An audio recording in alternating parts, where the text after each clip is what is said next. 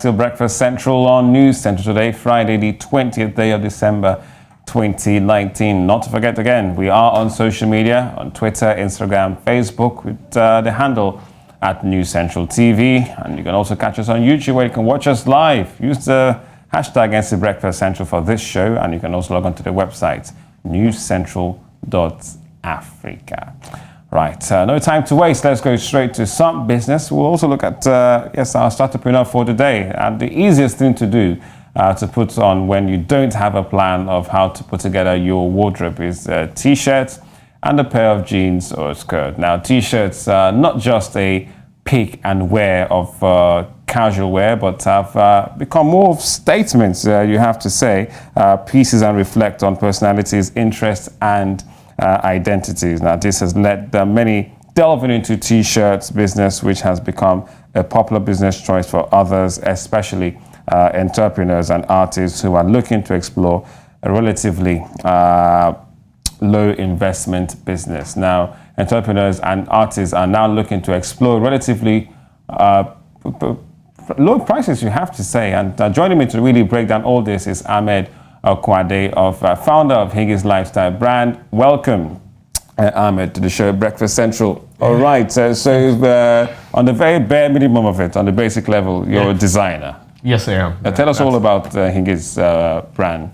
So, like you rightly know, I'm a designer, graphic designer, and my focus is on branding, editorial, and communication design. Okay. So, I've always had a thing for t-shirts that could start conversations. I started back in school. I was making t-shirts for my guys, and I mean, it was really, making waves. And at some point, I really wanted to nudge it up a bit, and I started Hingees Lifestyle Brand, basically. So Hingees Lifestyle Brand is strictly tees. So it's not just tees. I mean, we have other products. I mean, t-shirts are like the first things we put out there. So we have other lifestyle products like leather goods, prints, accessories as well, like wallets, and a couple of other things. All right. So we can see a couple of. Those are bracelets. Yes. Oh, these are bracelets, yes, not bracelets. belts. No, not belts. A couple of people mistake that for belts. Probably we could go into that someday, but they're bracelets. Yeah, and basically unisex, right? Unisex. Anyone can, pick them up. Sure, absolutely. Okay, there's a couple of the t-shirts. These are our first designs. We started with in 2015. Okay. So what would you say Hinges represents? You know, is it just for lifestyle? Is it just lifestyle and culture for the brand? So basically, it's more like a brand that has to do with connection, like connecting people with people that are inspired to do great things. Basically, millennials, creatives, writers, and artists, basically. And this looks like an exhibition, right? That was like 2 years ago. All right, and you didn't study fashion designing, right? No, I didn't. I mean, a whole lot of what I've been doing has been, getting resources from online. Basically, I spent a lot of time on YouTube. I did a Greek in school, which is not related in any way to what I'm doing right now to design. Ordinarily, I always wanted to do design, but we all understand the Nigerian factor. Okay. What you get is different from what you want. So, but I never allowed that to make me drift away from what I originally wanted. So, I just pursued it. All right. So, where do we get the brand? Are you selling more online? Is it because we see these days lots of Instagram selling that goes on? Because I think that's the platform where people put up their products on websites, online, the social media, rather than having stores where you go in and walk in to buy. Yeah. So the thing is, with the Nigerian market, the e-commerce space is relatively new. Trust is a key ingredient to shop online. Okay. But we do most of our sales online at the moment. Okay. But we do a lot more when we have like pop-up events. Like we had one recently last weekend, and it was really nice. It was amazing. We did really well compared to online sales. But still okay. Yes, a pop-up event, people can come in and... Yeah, a lot. People want to see it and the material, they want to feel the product. They want to see what it feels like, basically. All right, this has come off a couple of spread nice T-shirts, especially for the Xmas season, to just throw in there and So these arts, this is like one of our newest introduction. Wow, really great. So tell us about the logo. Okay, I'm going to talk about that. Yeah. So like I said, I mean, even before coming up with a name, you know, like I really wanted the major idea is, I mean, connection. So, and I mean, what you have on the logo is a hinge, and a hinge typically connects two objects together. So it's a hinge, not an H. Both. both actually. Okay, so it's quite creative. This is and the hinge, two hinges that form an H. Yeah, exactly. Okay, and basically this you can't get it anywhere. So basically this is hinges. Strictly Hinges, and all copyright labeled, everything. Absolutely, well protected legally, because we know the kind of market we play on. I mean, something happened some time ago. It was very funny. It was 2 years ago. I mean, I saw someone tweeted, I mean, a Hinges design T-shirts, and I noticed, I mean, the spacing on the design, it was different from what we originally had, and I zoomed in and I looked at it, I was like, nah, this is not a Hinges t-shirt. So I reached out to the person, like, where did you get this t-shirt from? It was like, I got it from Port Harcourt. I mean, and somehow for me, I have like a kind of personal connection with most of everybody that shops on Hinges. It's a very small community, and I'm like, man, this guy has not shopped on Hinges before. How did you get this? I mean, digging deep into it, we found out that it was a replica of a Hinges t-shirt. I was really furious, but at some point, a couple of my guys were like, man, dude, you see, I mean, for this to happen, I mean, people are actually, I mean, in love with the brand and stuff like that. So. All right. To make sure that Hinges doesn't get, because this is quite a unique brand on its own. Thanks. Yeah. So basically, in terms of the larger sales, tees for males, I know it's unisex, but it looks like males will clearly tilt towards this brand. A whole lot. So if it was something funny happened. I mean, when we started, it was more like we had t-shirt cut for males and cut for females. It's been 4 years, and I'll tell you that. I mean, the female cut tees we had back then when we started, we still have a couple of them in stock. Wow. So why is that? We had to discontinue that. Like, no, like, let's make unisex t-shirts. I don't know. I mean, but does it make more sense on a business model? Yeah, because maybe you're already counting the losses for the female cut tees that you said already is in stock somewhere. Yeah, basically, even a couple of ladies actually came up and like, okay, we prefer the male cut tees, like boyfriend's t-shirts, kind of, those kind of thing. You wake up in the morning and you're wearing your boyfriend's t-shirts and stuff like that. All right, and most of these sales, as you said, are personal because you have to deliver, get them delivered. I didn't get that. Most of the sales are personal because people have to reach out to social media. No, online, basically. You shop online. Yeah, and you have it delivered to them. Yes. So how do you find that business model? Because that seems to be the trend right now. Is there market space for Hinges? So yeah, there is. I mean, things are changing. You're competing with the big, brands and the big retail online shoppers too.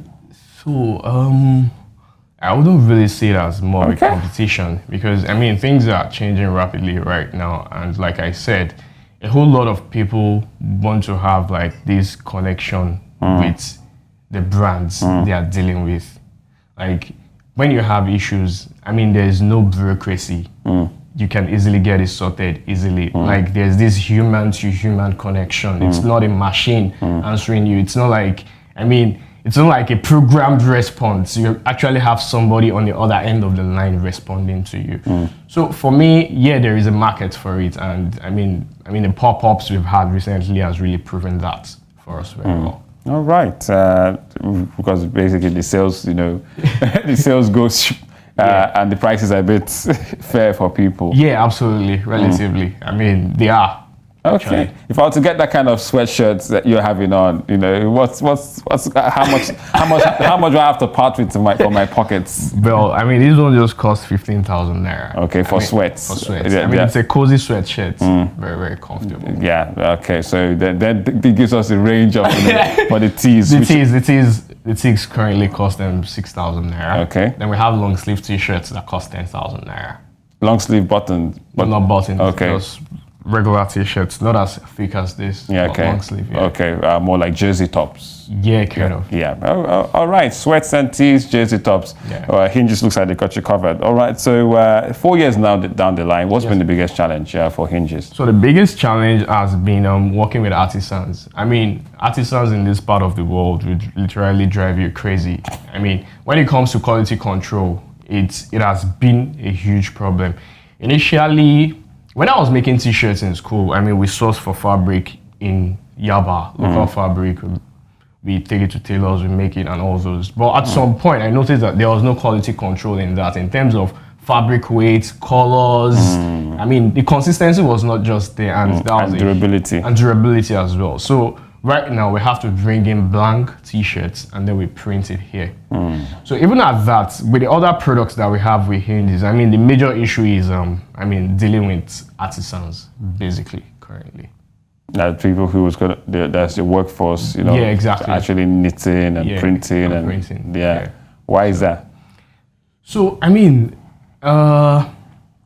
most of these guys, although we've been able to break, to a large extent, but most of these guys are not doing what they're doing because they really like it or because they're really interested in it. They're just doing it just for the next paycheck, like, let me just put food on my table. So they're always like, okay, let's just get it on and get it out of the way. But yeah, really, we've been able to break that part. Then another thing is,